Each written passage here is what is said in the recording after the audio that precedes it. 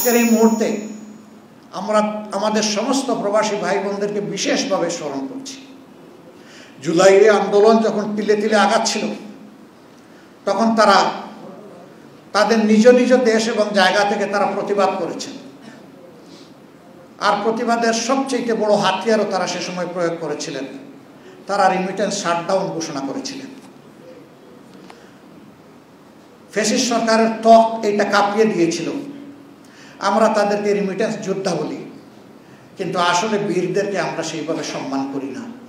এটি আমাদের জন্য জাতীয় লজ্জার ব্যাপার। আমাদের বীরদেরকে আমরা যেন যথার্থ সম্মান দিতে পারি।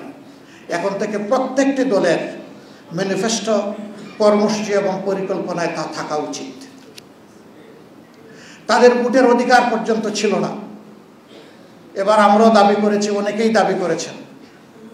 সেই দাবির প্রেক্ষিতে সরকার এই দাবি মেনে নিয়ে প্রথমবারের মতো প্রবাসীদেরকে ভোটের অধিকার দেওয়ার উদ্যোগ নিয়েছে। এটা পরিপূর্ণ হয়নি। অ্যাপসগুলা মানসম্মত ছিল না, সময় যথার্থ ছিল না। এজন্যে প্রথমবারের মতো কতটুকু এটা সাকসেসফুল হবে তাই নিয়ে আমাদের যথেষ্ট সন্দেহ আছে।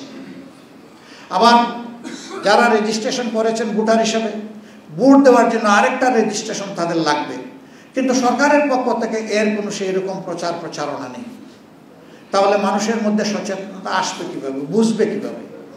আমরা দাবি জানাই নির্বাচন কমিশন এই ব্যাপারের জন্য যথাযথ উদ্যোগ গ্রহণ করে, যাতে সত্যিকার অর্থেই তাদের অধিকারটা তাদের হাতে আমরা তুলে দিতে পারি। আমরা তাদের প্রতি গভীর শ্রদ্ধা জ্ঞাপন করছি। সম্মানিত সুধীমণ্ডলী, ইনশাআল্লাহ নতুন বাংলাদেশের যে প্রত্যাশা জেগে উঠেছে, এই বাংলাদেশ গড়ে তোলার ক্ষেত্রে আমরা সবাই মিলে একসাথে ঐক্যবদ্ধ হয়ে কাজ করব। এখানে কোনো রাজনৈতিক বিভাজন আর মেজরিটি এবং মাইনরিটির কোনো সংঘাত আমরা আর দেখতে চাই না। উন্নত দেশগুলোতে মেজরিটি মাইনরিটি বলে কিছু নাই। তারা ইউনাইটেড নেশন, ঐক্যবদ্ধ জাতি।